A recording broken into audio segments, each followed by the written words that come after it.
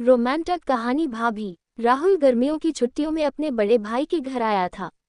घर में उसकी भाभी नेहा हमेशा मुस्कुराते हुए सबका ख्याल रखती थी।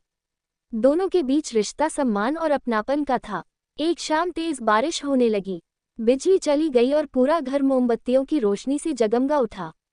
नेहा ने रसोई में गर्मा गर्म पकोड़े और अदरक वाली चाय बनाई। लो राहुल, तुम्हारी पसंद की चाय, नेहा ने मुस्कुराकर कहा। राहुल ने चाय लेते हुए कहा, भाभी आपके हाथ की चाय हर बार बारिश को और खूबसूरत बना देती है। दोनों बरामदे में बैठकर बारिश देखते रहे। बचपन की बातें, परिवार की यादें और जिंदगी के छोटे छोटे किस्से सुनाते सुनाते शाम कब रात में बदल गई, पता ही नहीं चला। राहुल ने मन ही मन सोचा कि रिश्तों की सबसे बड़ी खूबसूरती प्यार नहीं, बल्कि सम्मान, विश्वास और अपनापन होता है। उसे अपनी भाभी में एक सच्ची दोस्त और परिवार का सहारा नजर आता था। बारिश रुक चुकी थी, लेकिन उस शाम की गर्माहट दोनों की यादों में हमेशा के लिए बस गई। अमन नौकरी के सिलसिले में दूसरे शहर रहता था। कई महीनों बाद वह घर लौटा। उसकी भाभी साक्षी ने उसकी पसंद का खाना बनाया। खाना खाते हुए अमन बोला, भाभी बाहर रहकर सबसे ज्यादा घर के खाने की याद आती है। साक्षी हंसकर बोली, फिर जल्दी जल्दी आया करो। अगले दिन अमन ने अपनी पहली बड़ी तनख्वाह से भाभी के लिए एक सुंदर साड़ी खरीदी।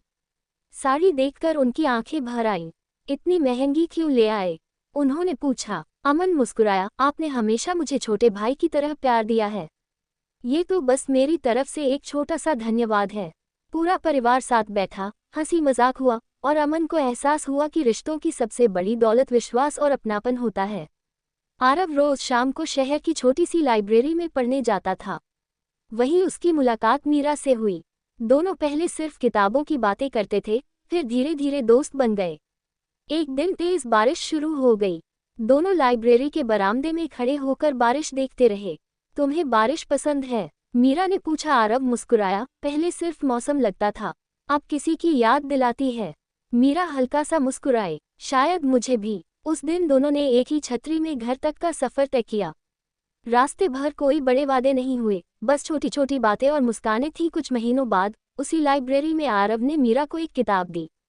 पहले पन्ने पर लिखा था, हर अच्छी कहानी की शुरुआत एक संयोग से होती है, और मैं चाहता हूं कि हमारी कहानी कभी खत्म न हो। मीरा ने किताब बंद की, उसकी ओर देखा और मुस्कुराकर कहा, तो फिर अगला अध्याय साथ लिखते हैं। उनकी कहानी यहीं से शुरू हुई। कबीर और अनाया की मुलाकात एक पहाड़ी शहर के छोटे से कैफे में हुई। दोनों अनजान थे, लेकिन बातचीत ऐसी शुरू हुई जैसे बरसों से एक दूसरे को जानते हों। हर शाम वे झील के किनारे मिलते, कभी चाय, कभी लंबी बातें, तो कभी सिर्फ खामोशी। उन्हें एहसास हुआ कि हर रिश्ते में शब्द जरूरी नहीं होते। एक रात पूर्णिमा का चांद झील में चमक रहा था। कबीर ने धीरे से कहा, अगर जिंदगी तुम्हें किसी और शहर ले जाए, तो क्या हमारी दोस्ती यहीं रह जाएगी? अनाया मुस्कुराए और बोली, अगर दिल साथ हो तो शहर मायने नहीं रखते। कुछ महीनों बाद अनाया को नौकरी के लिए दूसरे शहर जाना पड़ा। दूरी आए, लेकिन रोज की एक छोटी सी कॉल और एक संदेश ने उनके रिश्ते को मजबूत बनाए रखा। एक साल बाद कबीर उसी झील के किनारे उसका इंतजार कर रहा था। अनाया आई, मुस्कुराई और बोली, मैं लौट आई, क्योंकि कुछ वादे दिल से किए जाते हैं। कबीर ने उसका हाथ थामा और कहा, अब कोई दूरी हमारी कहानी नहीं बदलेगी। झील पर चांद की रोशनी बिखरी थी और उनकी नई शुरुआत उसी शांत रात की तरह खूबसूरत थी। दिल्ली से जयपुर जाने वाली ट्रेन में आर्यन को सिर्फ एक आखिरी सीट मिली। उसके सामने बैठी थी एक लड़की, नैना। सफर लंबा था, लेकिन बातचीत की शुरुआत सिर्फ एक मुस्कान से हुई। किताब कैसी है? नैना ने पूछा। आर्यन ने किताब उसकी ओर बढ़ाते हुए कहा, अगर पढ़ोगी तो शायद मुझे वापस ही न मिले। दोनों हंस पड़े। सफर के दौरान उन्होंने अपने सपनों, पसंदीदा गानों और बचपन की यादों पर बातें की। ऐसा लगा जैसे कुछ घंटों में ही सालों की पहचान बन गई हो।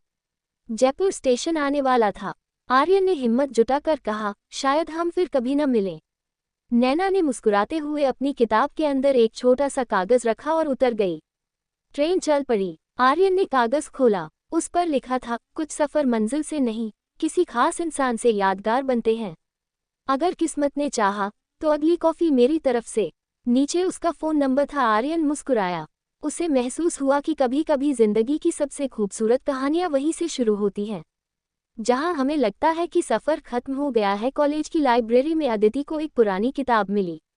उसके बीच में एक छोटा सा खत रखा था। उस पर लिखा था, अगर यह खत तुम्हें मिला है तो उम्मीद है तुम भी किताबों से उतना ही प्यार करते हो जितना मैं करता हूँ।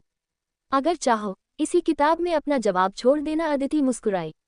उसने उसी किताब में एक छोटा सा जवाब रख दिया। कुछ दिनों बाद उसे फिर एक नया खत मिला, फिर दूसरा, फिर तीसरा। दोनों कभी मिले नहीं, लेकिन खतों के जरिए एक दूसरे के सपनों, डर, पसंद और हंसी को जानने लगे। 3 महीने बाद आखिरी खत आया। शनिवार शाम 5 बजे, लाइब्रेरी के बाहर वाले पुराने बरगद के पेड़ के पास। अगर तुम्हारा मन हो तो मिलना। अदिति तय समय पर पहुंची। वहां एक लड़का हाथ में वही किताब लिए खड़ा था। तो तुम ही हो? उसने हल्की मुस्कान के साथ पूछा। और तुम वही हो जिसने हर खत का इंतजार करना सिखा दिया, अदिति ने जवाब दिया। दोनों पास की चाय की दुकान पर बैठ गए। बातें शुरू हुई और उन्हें एहसास हुआ कि कभी कभी सबसे खूबसूरत रिश्ते एक साधारण सी किताब के पन्नों से भी शुरू हो सकते हैं। उस दिन के बाद किताब अलमारी में रख दी गई, लेकिन उनकी कहानी हर दिन एक नया पन्ना लिखती रही।